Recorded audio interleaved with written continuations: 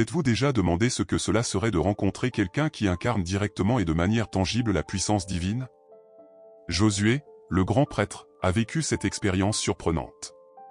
Beaucoup croient qu'il n'a pas simplement rencontré un ange quelconque, mais Jésus, bien avant sa venue dans le monde en tant qu'homme. Cet épisode rare et intrigant soulève des questions profondes. Pourquoi Dieu a-t-il permis cette rencontre? Que cela signifie-t-il pour nous aujourd'hui? Et comment un événement qui s'est produit il y a des milliers d'années peut-il avoir un impact sur votre vie maintenant? Préparez-vous à découvrir comment cette rencontre a façonné le destin de Josué et peut vous apporter une nouvelle perspective sur les défis que vous affrontez. Imaginez-vous à une époque environ 10 000 ans avant Jésus-Christ, une période si lointaine que les traces de la civilisation telle que nous la connaissons aujourd'hui n'étaient pas encore apparues. À cette époque, le monde était façonné par des croyances profondes, et les interactions humaines avec le divin étaient perçues avec une révérence absolue. C'est à cette époque que Josué, un grand prêtre, eut une rencontre qui résonnerait à travers les millénaires. Ce n'était pas une simple réunion ordinaire, beaucoup croient qu'il s'est trouvé devant une manifestation directe du Christ, bien avant l'incarnation dans le Nouveau Testament. Ce type de vision non seulement intriguait, mais remettait également en question les notions spirituelles de l'époque. L'environnement était marqué par d'énormes défis. La terre, indomptée, représentait une barrière presque infranchissable pour les peuples qui dépendaient de l'agriculture et des conquêtes pour survivre. Et c'est dans ce cadre que Josué émerge, non seulement comme leader, mais aussi comme quelqu'un qui, grâce à sa foi, a guidé les Israélites à travers des chemins que beaucoup jugeaient impossibles. Cette rencontre avec une manifestation du Christ servit de tournant dans le parcours du peuple, signalant que leur destin allait bien au-delà des limites terrestres. C'était un rappel que la foi pouvait surmonter n'importe quel obstacle physique. La présence de Josué à cette époque apporte un message pertinent encore aujourd'hui. Combien de fois, dans la vie, faisons-nous face à des barrières qui semblent infranchissables? Qu'il s'agisse d'un défi financier, émotionnel ou spirituel, le parcours de Josué nous enseigne que, même dans les moments d'incertitude la plus grande, la foi en une intervention divine peut transformer toute situation. Peut-être êtes-vous en ce moment dans une telle situation, où les réponses semblent lointaines. L'exemple de Josué sert de lumière, montrant que, lorsque nous avons confiance en quelque chose de plus grand, les solutions peuvent surgir de manière inattendue. Cette histoire nous enseigne également l'importance d'être attentif à ce qui dépasse ce que nous pouvons voir. Josué, face à la manifestation divine, n'a pas vacillé, il a reconnu la sainteté du moment et a agi avec révérence. De même, il est essentiel que, dans nos vies, nous cherchions à percevoir les moments où quelque chose de plus grand se produit autour de nous. Il ne s'agit pas seulement de foi religieuse, mais d'être attentif aux opportunités qui se présentent à nous. Parfois, le simple fait de reconnaître ces moments peut changer le cours de nos vies. Le nom Josué, qui signifie Yahweh et salut, porte un poids spirituel profond. Curieusement, ce même nom est partagé avec Jésus, tant dans la signification que dans la traduction grecque, ce qui nous amène à une connexion symbolique puissante. Dans l'Antiquité, les noms n'étaient pas seulement un moyen d'identification, mais aussi le reflet du destin et de la mission d'une personne. Tout comme Josué, le grand prêtre, était directement lié au salut et à la restauration d'Israël après l'exil, Jésus porte également en lui le sens du salut, mais de manière universelle. La connexion entre ces deux noms n'est pas une coïncidence, mais une manière de renforcer le plan continu de Dieu pour sauver son peuple. Si nous observons attentivement, nous remarquons que les noms portent un message caché qui va au-delà du langage. Le nom Josué nous rappelle que le salut vient de Dieu, non de nos propres efforts humains. Dans le contexte dans lequel vivait le grand prêtre, ce nom était un rappel constant que la reconstruction d'Israël après l'exil ne dépendait pas seulement de la force militaire ou politique, mais de l'intervention divine. Il en va de même pour Jésus, dont la vie et l'œuvre ont apporté un nouveau type de salut, offrant la rédemption éternelle. Lorsque nous réfléchissons à cela, nous voyons comment les noms que nous donnons ou recevons peuvent porter des missions et des objectifs bien plus grands que nous ne l'imaginons. Cette connexion symbolique entre Josué et Jésus nous montre que l'histoire du salut n'a pas commencé dans le Nouveau Testament. Elle se tissait déjà depuis les temps anciens, de manière subtile mais constante. La figure de Josué pointe vers Jésus, montrant que, tout comme il fut un instrument de rédemption pour Israël, le Christ le serait également pour toute l'humanité. Un exemple concret de cela dans notre vie moderne serait d'observer comment les choses qui semblent petites et insignifiantes comme un nom peuvent avoir un impact bien plus grand dans le futur. Combien de fois ignorons-nous les signes de ce que Dieu prépare autour de nous? Pour ceux qui vivaient à l'époque de Josué, ce nom portait assurément un poids d'espérance. Chaque fois que les gens l'appelaient, c'était un rappel du pouvoir de Dieu pour sauver. De la même manière, dans nos vies, nous pouvons trouver de la force dans les noms et les significations que nous choisissons pour notre identité et pour nos actions. Peut-être pouvez-vous commencer à observer les noms et les mots qui vous entourent avec plus d'attention, en cherchant à comprendre ce qu'ils peuvent révéler sur un objectif plus grand dans votre vie. Et à chaque pas que nous faisons dans cette direction, nous voyons le prochain sujet émerger naturellement. Josué, le grand prêtre, joue un rôle unique et symbolique qui va bien au-delà de sa fonction de leader spirituel en Israël. Il préfigure de manière impressionnante la direction de Christ, qui guide également son peuple vers le salut.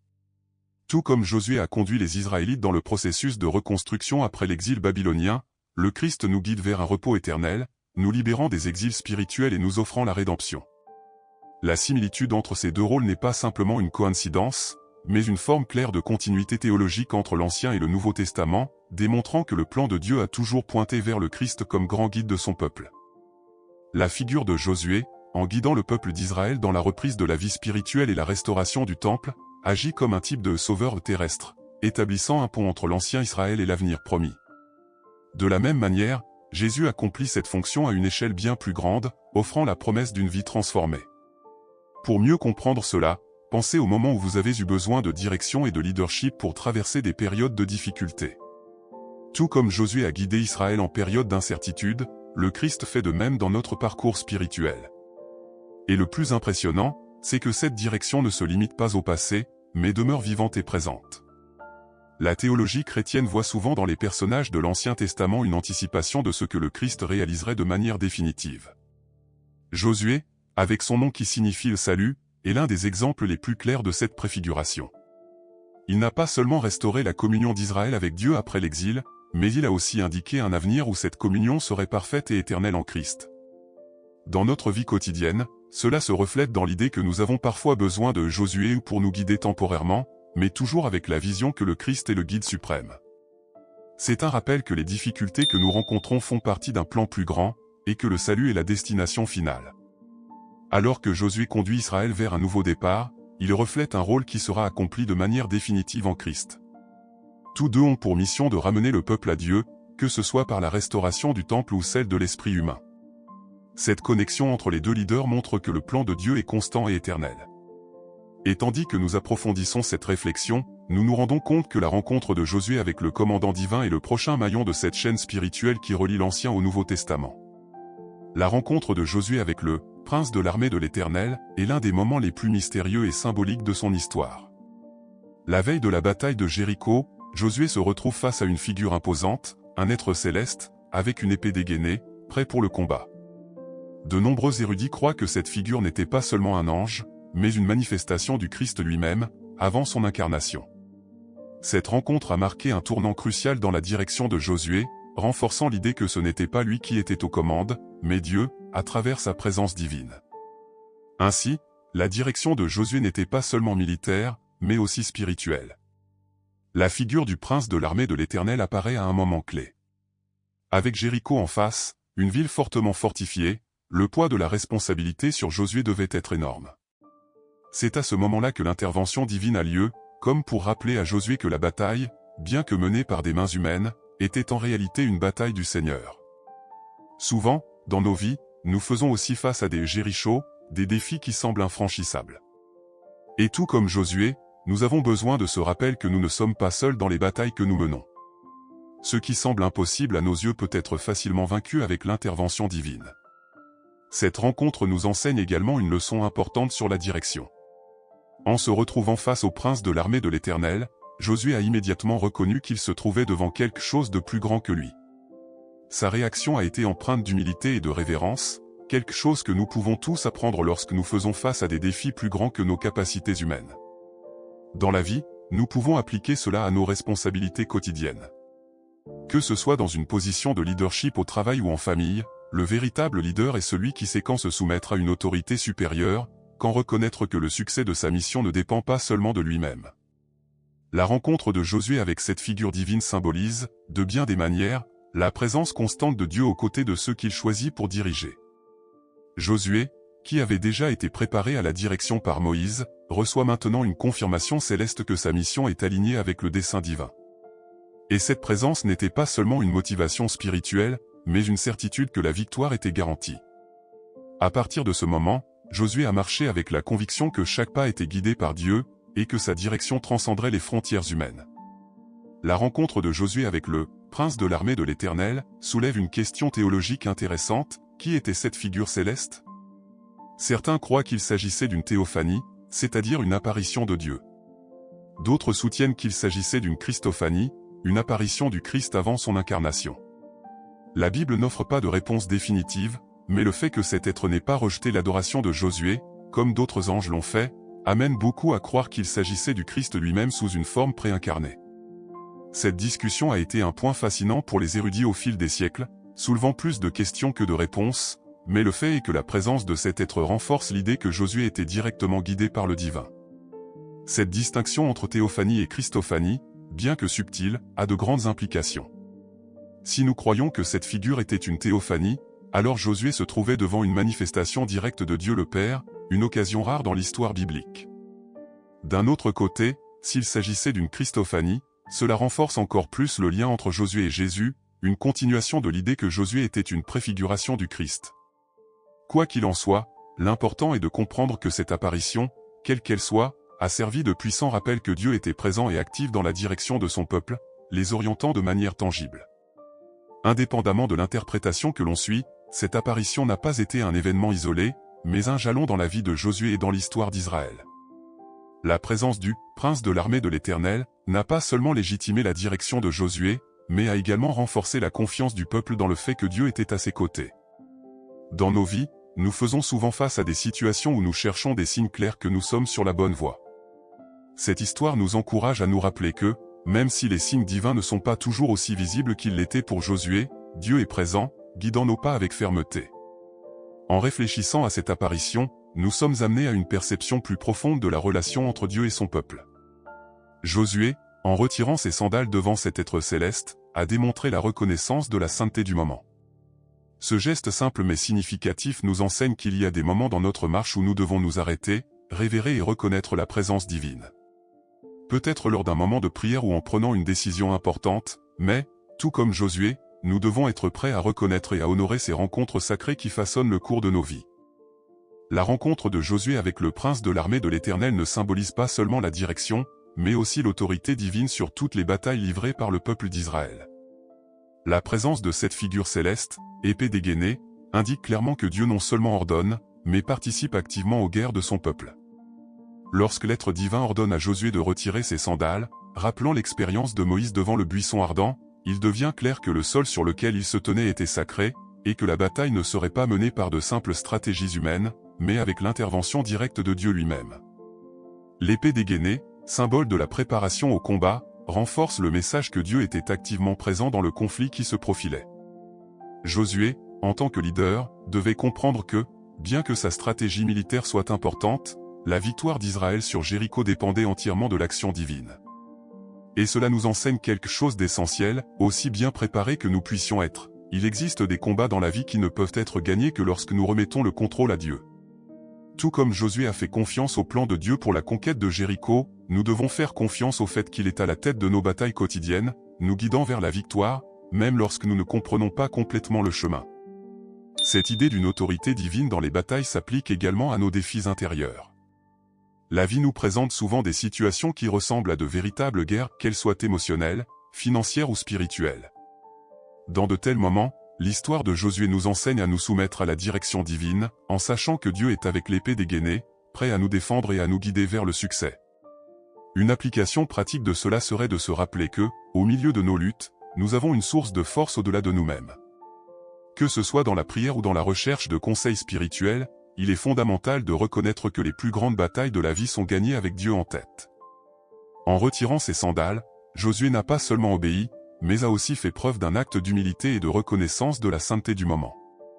Ce geste est un rappel que, dans les moments de confrontation, qu'il s'agisse de guerres littérales ou des batailles de la vie, nous devons faire une pause et reconnaître la présence de Dieu.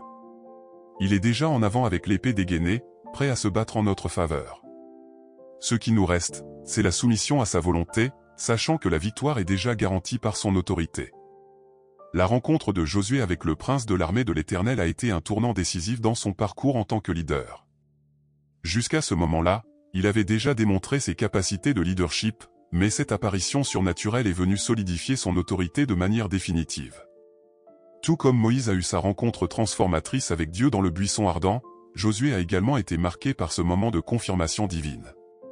Plus qu'une simple approbation, cette rencontre symbolisait que la véritable force de sa direction ne résidait pas dans ses compétences, mais dans son obéissance au plan de Dieu.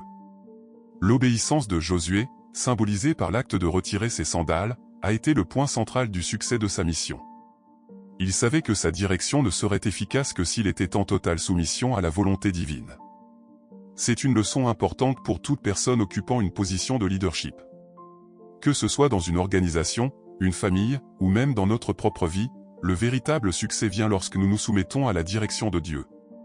Tout comme Josué a dû faire confiance à la direction divine pour conquérir Jéricho, nous devons faire confiance à Dieu pour diriger nos vies dans des moments d'incertitude.